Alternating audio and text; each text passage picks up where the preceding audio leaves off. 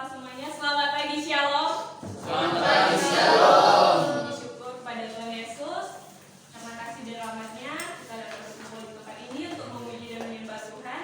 Dan saya juga berterima kasih kepada Ibu Asrama yang telah mempercayakan saya untuk membawa kebenaran daripada firman Tuhan ini. Mari kita langsung saja buka kitab kita di dalam Injil Matius pasal yang ke-6 ayat 14 sampai 15. Sekali lagi di Injil Matius pasal yang ke-6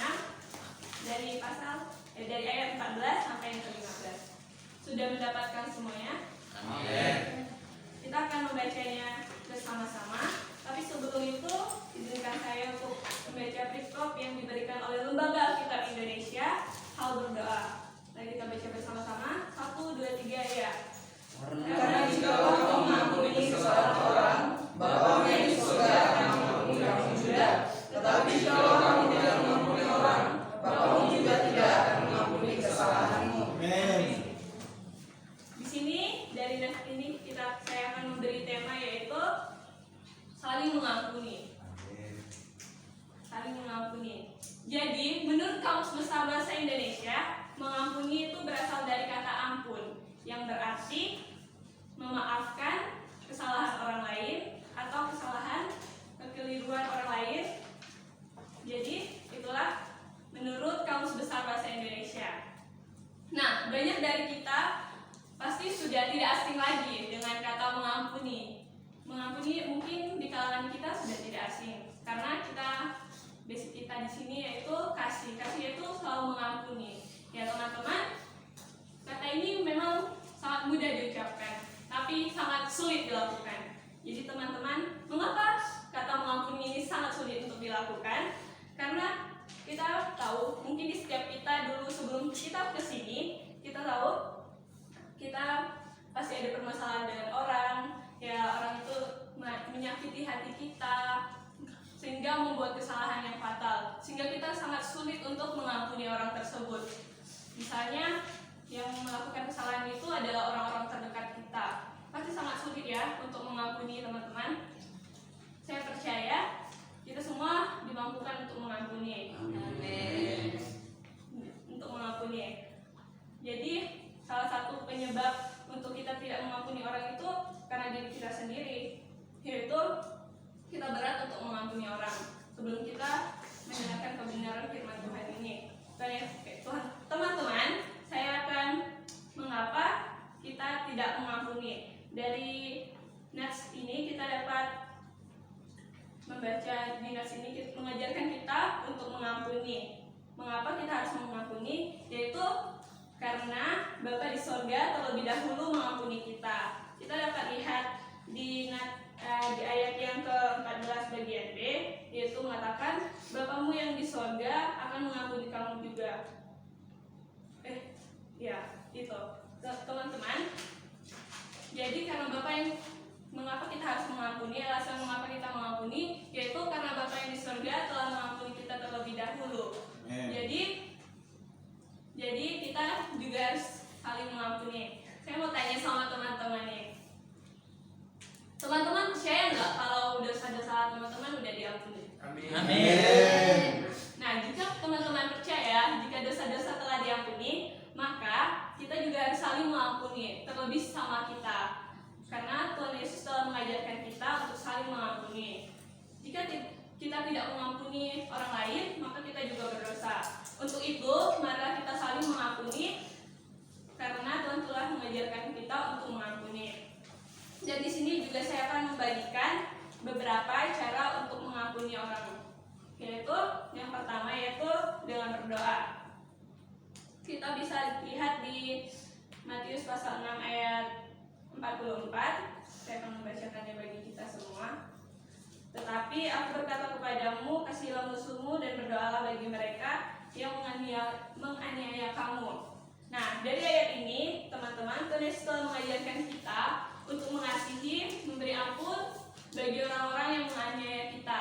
Entah itu teman kita, sahabat kita, bahkan keluarga kita, atau mama papa kita, adik kita.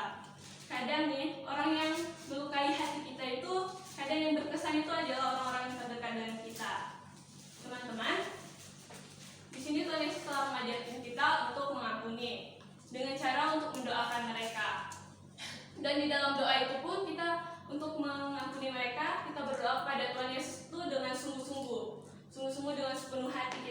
berdoa untuk kita memampukan kita untuk mengampuni mereka.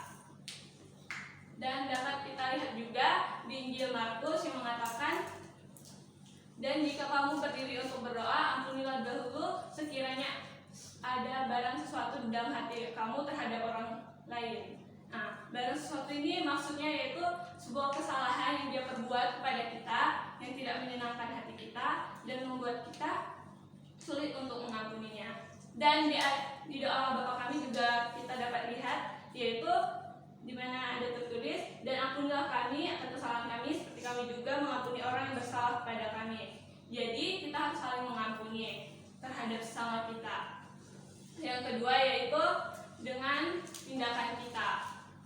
Dengan tindakan kita, bagaimana cara kita menyikapi bagaimana orang itu telah melukai kita. Ketika seorang melakukan yang tidak baik pada kita atau memperlakukan kita dengan tidak baik atau buruk, maka janganlah membalaskan dengan kejahatan, tapi balaslah dengan kebaikan. Amin. Tapi mari kita lihat di Roma pasal 12 ayat 17. Satu orang silakan membacanya.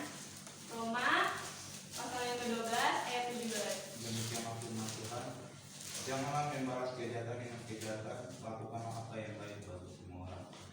Nah, di sini di dalam ayat ini di mana kita tidak membalas kejahatan dengan kejahatan, tetapi membalas kejahatan dengan kebaikan. Di mana kita diberi Tuhan kemampuan oleh Roh Kudus untuk memampukan kita mengampuni orang. Kita juga mengampuni orang tidak hanya sekali dua kali, tetapi kita diajarkan untuk mengampuni seperti yang ada ditulis di Matius pasal 18, yaitu mengampuni 70 kali 7 kali.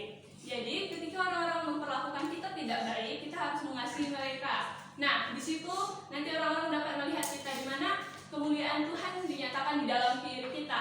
Kita menjadi teladan bagi orang-orang yang telah melukai kita. Orang-orang dapat melihat bagaimana kita menjadi teladan dalam sikap kita, bahkan tindakan kita.